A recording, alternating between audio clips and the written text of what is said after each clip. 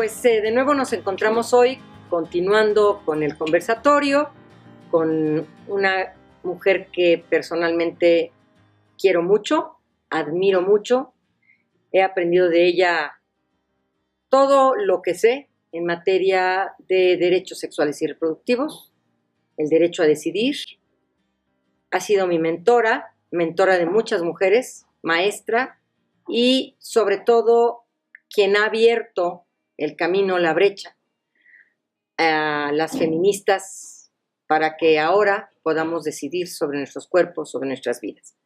Me da mucho gusto estar contigo, mi querida María Consuelo. Gracias por recibirnos en tu jardín. Está hermoso el lugar donde nos has recibido. Muchas gracias. ¿Cómo fue que llegas al feminismo? Encontré que el feminismo me dio mi identidad mexicana y empezó con una experiencia en Colombia donde un tío mío fundó un centro de salud reproductiva que le proveía hace 38 años una atención integral al embarazo no deseado.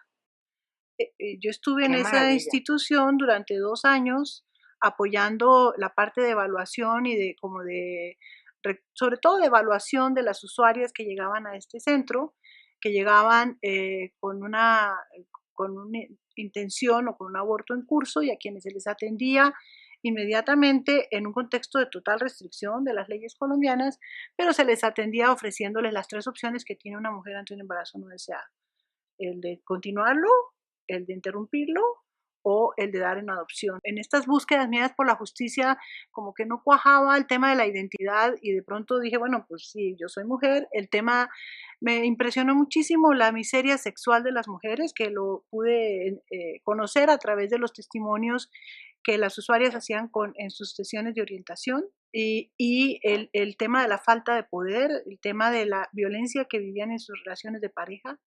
Y pensé que era necesario que yo asumiera esa identidad. Para mí se convertía como en una necesidad asumir esa identidad y sumarme a esa lucha. Lo viví yo en Colombia en el 87, 88. Yo me fui de México en el 87, 88 para que naciera ya mi hija, porque había tenido una experiencia un poco difícil en el nacimiento de mi hijo en México en 84. Me dio una peritonitis que no me diagnosticaron bien. Entonces cuando quedé embarazada dije, no, yo mejor me voy donde está la familia, y ahí fue que me involucré con este centro de atención. Oriéntame, mi tío Jorge Villarreal Mejía fue una persona que abrió una serie de caminos. Se llamaba Oriéntame. Oriéntame, se sigue llamando.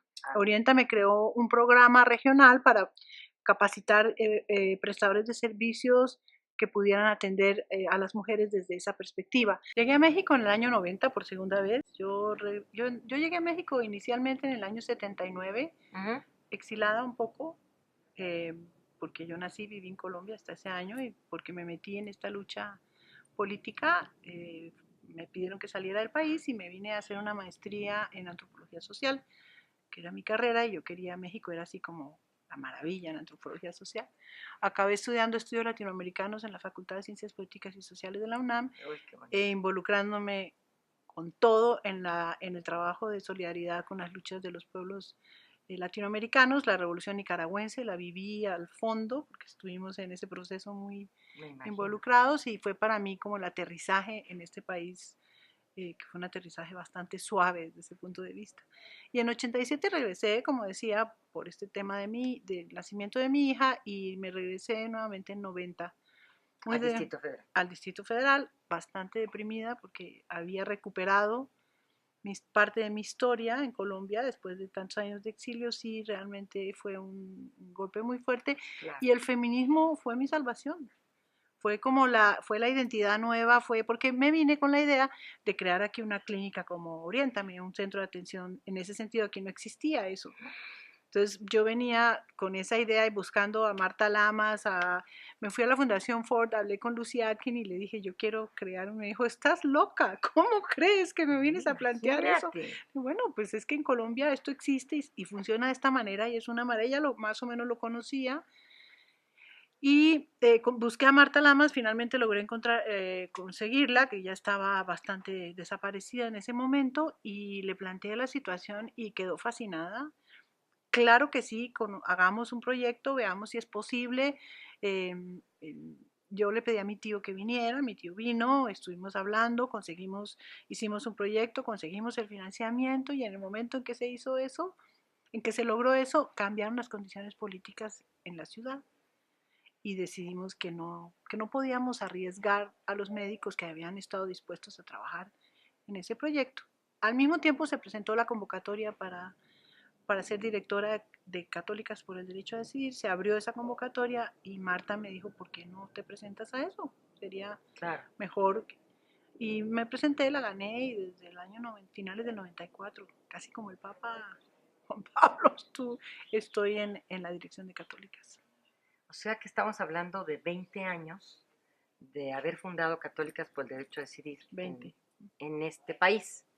En este país sí, porque Católicas por el Derecho a Decidir hay una red latinoamericana con presencia en 10 países Así de la es. región. Empezó en el 92, 93, empezó realmente en 87, 88 con Cristina Grela en Uruguay, que fundó lo que ahí se llamaba la Red Latinoamericana de Católicas, era la oficina latinoamericana, y ella empezó a buscar católicas feministas o feministas católicas, que no son muy fáciles de encontrar, para crear esta opción de proponer una voz alternativa a la de la jerarquía en los temas relacionados con los derechos humanos de las mujeres, los derechos sexuales y reproductivos y en general la agenda de moral sexual. Que haya una voz distinta, que la gente sepa que no hay una sola posición católica, y poner además en evidencia muchas cosas que son de la misma doctrina o de la misma religión o de la misma iglesia que la jerarquía se ha encargado de ocultar cuidadosamente porque son argumentos y son temas que respaldan el derecho a decidir de las mujeres. Fíjate qué interesante, María. Católicas por el derecho a decidir. O sea, era como una especie de blasfemia, ¿no? Sí. Imagínate que se hablara del derecho a decidir confrontando a la iglesia tradicional, a la jerarquía católica, ¿no? Supongo que eso fue para ti, quiero suponer, pero cuéntanos si sí o no, si fue un obstáculo. Es decir, cuéntame y compárteme qué obstáculos. Yo estoy pensando, yo formo parte de Católicas por el Derecho a Decidir y he sido, pues, ligeramente perseguida, ¿verdad? Y seguramente tú 1000 veces más, pero ¿cómo pudiste permanecer, ¿no?, firme ante esta andanada en contra de este tema que es la maternidad libre y voluntaria? Cuéntanos, ¿no? Yo creo que hay varias razones, como hay varios factores que hacen posible esa permanencia, digamos, esa obcecación, yo diría, porque es el tema de la justicia, digamos, el centro de todo esto es un compromiso con la justicia desde chiquita, o sea, una cosa de que, me acuerdo que mi mamá me decía, en Colombia no llegaban los Reyes Magos, sino el Niño Dios, y llegaba el 24 por la noche. Yo le dejaba regalos al Niño Dios, no que el Niño Dios me diera a mí solamente, sino que yo decía, pero pobrecito, entonces le conseguía suétercitos y cositas que mi mamá me ayudaba para dejarle regalos al Niño Dios. Qué bonito. Hasta que un día encontré los regalos del Niño Dios en un closet. Pero esa cuestión que yo creo que tiene que ver, mi papá era una persona muy liberal, comunista en un sentido, artista, arquitecto, artista muy, muy abierto y sí, muy, muy comprometido con eso y con el tema de la justicia, con el tema de la igualdad. No era un militante, pero sí había eso, y mi mamá era conservadora religiosa, bueno, religiosa es un decir, pero católica, de familia muy católica. De familia muy conservadora, muy católica, y esa mezcla de los dos fue muy interesante en ese sentido. Claro. Entonces había mucha libertad en mi casa, mucha, y yo creo que esa parte entre la libertad, la búsqueda por la justicia, la sensibilidad artística, se mezclaron para que fuera una cosa que se me metió en el corazón, la cabeza y el alma. Sí, claro. Entonces empecé militando en la Juventud Comunista, después me pasé al M19, que fue una cosa muy compleja, muy difícil, por muchos años. ¿Cómo no? Luego me metí en la lucha indígena, luego me metí en el tema del feminismo, y el tema de lo católico tuvo que ver también con una experiencia en mi escuela. Yo me eduqué en una escuela de monjas gringas en Bogotá, que con el Concilio Vaticano II decidieron asumir lo que el concilio dijo. Claro. Entonces, un día llegamos a la escuela y estaban vestidas de civil. Sí, de civil. Así como un shock, ¿cómo? ¿Pero por qué la madre Claudia y la madre Consuelo están vestidas de civil? Y empezó todo un proceso de apertura en el tema de la religión, y esa apertura, ese proceso que ellas tuvieron, lo acabaron sofocando los padres de familia de la alta sociedad y la jerarquía. Entonces las echaron de la comunidad, se metieron en la guerrilla, dos de ellas, porque ellas habían sido muy solidarias con los sacerdotes católicos que estaban en la guerrilla. En Colombia los sacerdotes, Camilo Torres, todos ellos acabaron comprometidos con la justicia. Y ahí mi hermana hizo una obra de teatro que fue así la explosión, porque era mostrar la contradicción entre lo que dice la iglesia, entre lo que dice la jerarquía y entre la iglesia comprometida, la iglesia de la teología de la liberación, que era la que había allá. Esas cosas pues son muy formativas. Y te marcaron. Y me marcaron. Entonces, yo digo, aquí, allá, donde sea, además cuando ves la realidad que viven las mujeres en este país, en esta ciudad, en el siglo XXI, dices, bueno, le hemos metido muchos años, pero habrá que meterle los que nos quedan de vida, porque esto ha mejorado un poco, pero falta muchísimo por hacer. Yo quisiera que nos platicaras esta situación de cómo has enfrentado a la parte más conservadora de la jerarquía católica, porque sé que eres una mujer de paz, que eres una mujer de diálogo, pero hay un límite, ¿no? Y quisiera saber cómo enfrentaste o cómo sigues enfrentando a esta jerarquía, a los grupos pro vida, a la gente más conservadora en la sociedad mexicana, ¿no? Que te consideran asesina, que a las feministas que estamos por el derecho a decidir nos consideran las más malas del mundo. Es decir, ¿cómo has enfrentado esta sociedad tan conservadora que ni siquiera estudia, que acusa y que califica y no entienden todo lo que significa el derecho de las mujeres a decidir? Muy interesante esa pregunta, porque como que no tenemos tiempo para pensar esa parte, ¿no? La parte de vencer obstáculos o como decía usted antes, persistir a pesar de, ¿no? A pesar de los obstáculos que encontramos.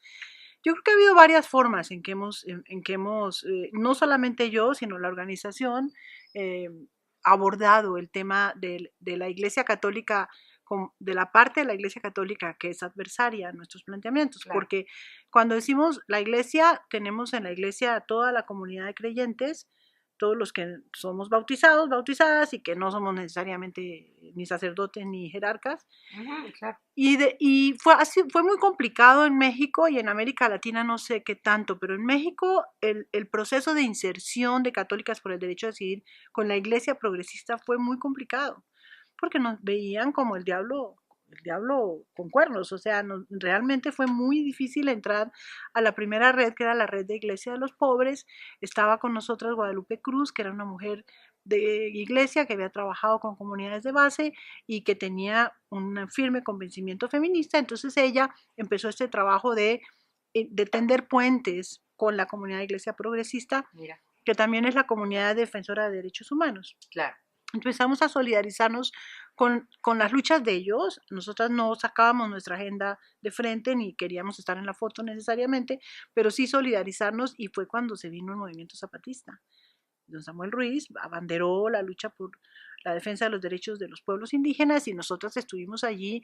Fue muy interesante que don Samuel, que no aceptaba absolutamente nada relacionado con el aborto, sí nos aceptó a nosotras como integrantes de un movimiento que está trabajando por la justicia. Entonces, tender puentes fue muy importante para trabajar con la Iglesia progresista. Surgió en México el caso de un chavo, Joaquín Aguilar, que había sido violado por Nicolás Aguilar, un sacerdote que había sido encubierto por el cardenal Rivera Carrera. Ese encubrimiento se descubrió porque a Nicolás Aguilar, que es el sacerdote violador, lo denunciaron aquí, y Rivera Carrera lo mandó a Los Ángeles, y en Los Ángeles siguió violando niños. Se armó un escándalo entre los dos cardenales. Nosotras nos solidarizamos con el caso de Joaquín porque vimos un artículo en Proceso, y a partir de ahí empezamos a colaborar con las víctimas de abuso sexual, y este tema de la pederastia clerical es un tema que es absolutamente candente todavía al interior de la Iglesia Católica, y ahí ese límite del que hablaba usted antes, ese límite llegó. O sea, nosotras siempre hemos tratado de plantear nuestros argumentos de manera propositiva y de discutir las cuestiones que la jerarquía dice con relación a estos temas, recurriendo a los mismos documentos de la Iglesia o recurriendo a las encuestas que hacemos sobre la opinión católica, o recurriendo al derecho canónico. Pero en el caso de la pederastia clerical sí teníamos que ser muy firmes en el sentido de que no se puede tolerar ese tipo de violaciones a los derechos humanos y la actitud encubridora de la Iglesia Católica. Y ahí sí nos lanzamos a algo mucho más abierto y más crítico. Eso todo nos ha generado una reacción bastante fuerte de parte de la jerarquía. La primera reacción de la que yo supe después, fue cuando yo empecé a hacer voz pública en México. Brillone, que era el nuncio en ese momento, averiguó en Gobernación cuál era mi estatus migratorio. Yo ya era mexicana, o sea que no pudo hacer nada. Yo ya me había naturalizado mexicana, me naturalicé. Claro. Básicamente mi confrontación fue con el dirigente de Provida, con quien tuve varios programas de radio, varios debates en televisión, varios en los que pues con Serrano Limón, mis argumentos, él ponía los suyos de manera muy agresiva. Yo siempre he pensado que no se trata de agresiones, sino se trata de un diálogo, y lo que sí hemos encontrado un poco es que no hay posibilidad de diálogo porque no nos pueden contraargumentar las cosas que estamos planteando. El Código de Derecho Canónico está allí y dice que las mujeres que han tenido un aborto no pueden ser excomulgadas inmediatamente cuando están ante determinadas circunstancias, que son casi todas las circunstancias que vive una mujer que tiene un aborto. O no nos pueden contraargumentar de ninguna manera el tema de la libertad de conciencia. La libertad de conciencia es un valor de la jerarquía católica y de la Iglesia durante toda su historia. Entonces, cuando nosotras decimos que basadas en nuestra libertad de conciencia podemos tomar la decisión de interrumpir un embarazo, ¿qué nos pueden decir? Lo que entonces se van por el otro lado, que es hablar de que el aborto es un asesinato, que eso es una absoluta mentira, porque no hay ninguna evidencia científica de que a una determinada edad gestacional se puede estar hablando de una persona, y estamos hablando de la discusión sobre cuándo se puede hablar de una persona. En todo caso, nosotras también hemos planteado que nosotras, como ninguna feminista, queremos que las mujeres tengan que abortar. Nadie está a favor del aborto, estamos a favor del derecho de las mujeres a decidir sobre su maternidad. Creemos que esa es la razón central, y cuando hablamos de eso, tomamos en consideración la situación que viven las mujeres. Claro. No puedes obligar a nadie a ser madre. ¿Cómo puede ser una buena madre una persona que no quiere ser? Claro. ¿Y qué tipo de relación va a tener con esa criatura? ¿Y qué sentimientos va a recibir una criatura que nace en una situación en que su madre no lo desea, no lo quiere, no quiere traerlo al mundo? Después hubo una serie de amenazas telefónicas que denunciamos, amenazas de muerte. ¿De qué año estamos hablando, María? Estamos hablando como del 98, es que estoy un poco, 2000, 2002, 2003. Seguramente. Sí, después de Cairo, claro. Después de Cairo nos fue que cayó todo esto, porque hubo mucho activismo de parte de ellos. Pero nosotras hemos podido trabajar con la Iglesia progresista, y entonces de alguna manera esa legitimidad que hemos ganado con la comunidad de derechos humanos, que se tradujo en el Premio Nacional de Derechos Humanos don Sergio Méndez Arceo, que se lo ganó Católicas por el Derecho a Decidir en el 2002, ese tipo de reconocimientos, y después el Hermila Galindo, y después me dieron a mí el Hermila Galindo. Entonces todo esto ha sido muy interesante porque la Iglesia progresista sí ha entendido que compartimos la causa de la justicia y que no puede haber justicia sin justicia para las mujeres. Pues Juan Pablo II decía, si no obedeces los dictados de tu conciencia, no puedes responsabilizarte de tus actos. Ratzinger también, pero con documentación seria, teológica, y ahora resulta que las mujeres tenemos que no obedecer nuestra libertad de conciencia, sino hacer lo que nos dice la jerarquía. Pues la gente, esa parte de liberación es la que ha sido más importante. Ya no hay culpa, o por lo menos se minimiza la culpa, se entiende que hay una necesidad. Cuando esto se mezcla o se combina con los derechos humanos, es cuando la gente dice, bueno, sí, estamos hablando de otra cosa, qué maravilla. Otra característica de Catolicadas, que es un poco extraña, pero que ha sido muy interesante, es que usamos el humor. Sí, muy bien. Un humor respetuoso, pero el humor, y eso le ha dado pues una entrada. Una crítica respetuosa. Una crítica respetuosa. María, desde esta militancia católica, feminista, de izquierda y por el derecho a decidir y defendiendo los derechos humanos de las mujeres, sobre todo los derechos sexuales y reproductivos, ¿cómo defines este feminismo que tú militas? El feminismo que yo profeso es una concepción justiciera de la vida, de la humanidad. No es solamente la justicia para las mujeres, es la justicia para el mundo, que tiene que pasar por la justicia para las mujeres, pues somos la mitad de la humanidad y seguimos viviendo condiciones de discriminación, de subordinación, de injusticia en todos los niveles de la vida social, política y económica en México y en América Latina. Y creo que también en otros países del mundo. Cuando se identifica el feminismo con solamente una posición radical que no acepta a los hombres, que eso es un ataque bastante maniqueo y oportunista para no aceptar que tiene que haber en el siglo XXI una verdadera igualdad, una verdadera justicia para nosotras que somos la mitad de la humanidad.